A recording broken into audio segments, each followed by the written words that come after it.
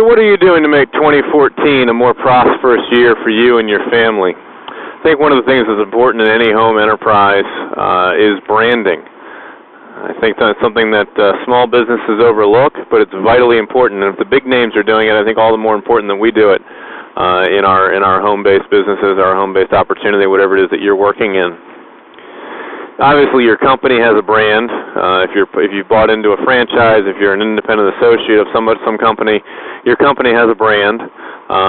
But beyond that, we each need our personal brands. We need to have something that we're known for, that as you go to networking events, as you hand out your business card, as people come to your website or your replicated site, if your company provides that for you, that people know something about you and that you're memorable. For instance, I'll give you an example. One of our guys from my B&I networking group, his name's Carl, and Carl's a painter. Well, I'm Carl the painter, and I'll come and paint your house is great, but it's also kind of blah. However, Carl Trice, the king of color, can paint you a rainbow. Now, see, that's a little bit more memorable, and Carl does an excellent job with his commercials every week at B&I. A little plug for B&I, highly recommend it. If you have questions, call me. I'll talk to you about it, 855-21-GOALS. Back to branding. You had to figure out who it is you are and who it is that you want to become. What is the life you want to have for yourself? What's on your dream wall? We've covered that in another video. But once you know what those things are, now you need to start creating that life. And part of creating that life is beginning to live that life, is beginning to operate in that mode. And it starts with some superficial things. I mean, it may be a change of haircut. It may be a new suit or a new dress or some type of new clothing to help fit the new mantra that you're going for. But it also has a lot to do with what goes on the inside, and that's where the identity part comes in. I heard this on another video from someone, and I wish I could remember who it was who said it. They talk about the iceberg and who we are as an iceberg and only a very small chunks above the waterline and what's below your waterline. But the big thing is that if we want to change who we are, we have to change our identity. And everyone talks about the power of words, and the power of life and death is in the tongue, and your words create your world. Mike Murdoch.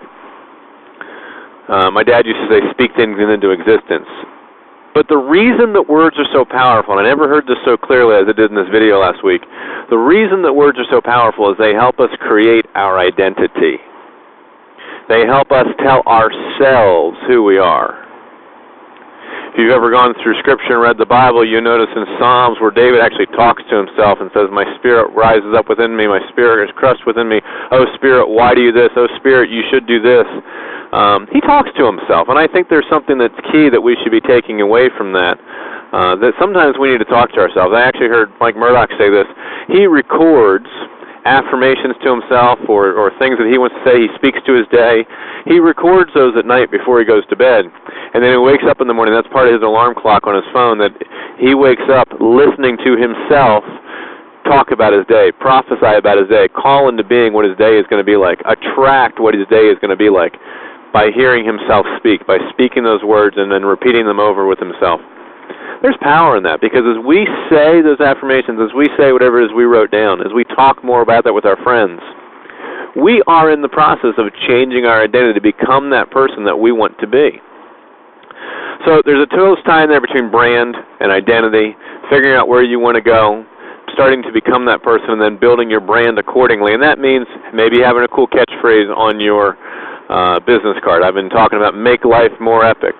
In one of my B&I commercials, I said, I am Drew Cope with Isogenics, the Walt Disney of health and wellness. I make your dreams come true. Well, ever since that time, everybody refers to me as Mr. Walt Disney. So obviously it worked. What can you do to brand yourself with your company, with your enterprise, with what it is that you are involved with that will make you memorable?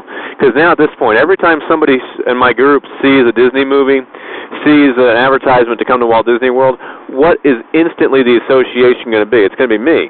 And part of the reason is because in one of my commercials I said, next time you see a commercial, next time something happens like that for Walt Disney, you are going to think of me. I planted that idea.